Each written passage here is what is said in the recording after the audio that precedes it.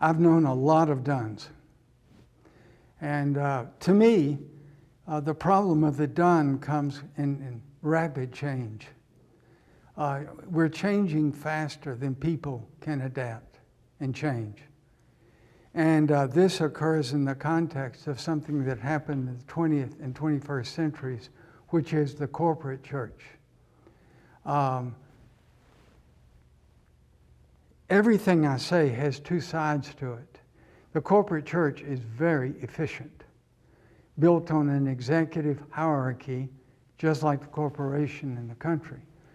But the executive church emphasizes a small staff at the top and neglects people at the bottom. It leaves them out of decision processes, and they feel neglected.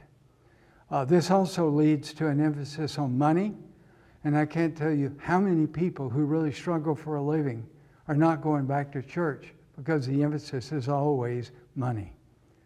And this happens because the American dream, growth is success. So bigger is better, which works for corporations, but it doesn't work for the church. A large corporate church can conceal all sorts of problems in its midst that people know about.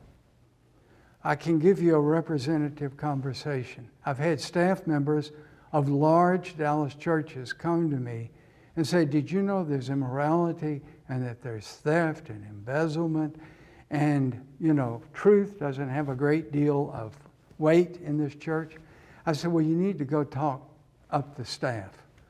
Don't bypass staff, but go talk up the staff. And they come back to me and they say, I tried, and they told me never to mention this again.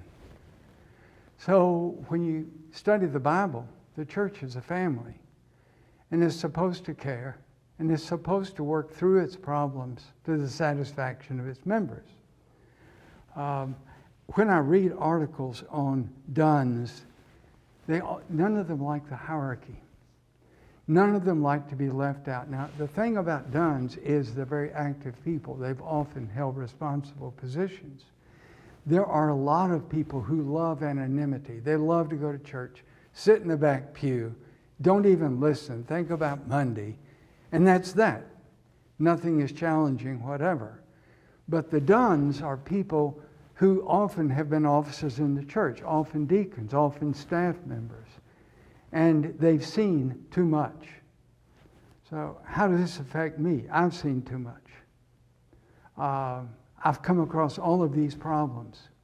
And I too have been told, don't mention this again. Don't mention it again. But you have to mention it. And you have to deal with it in love, in truth. And those who are offended need to be satisfied that they were heard. It's just human to want to be heard.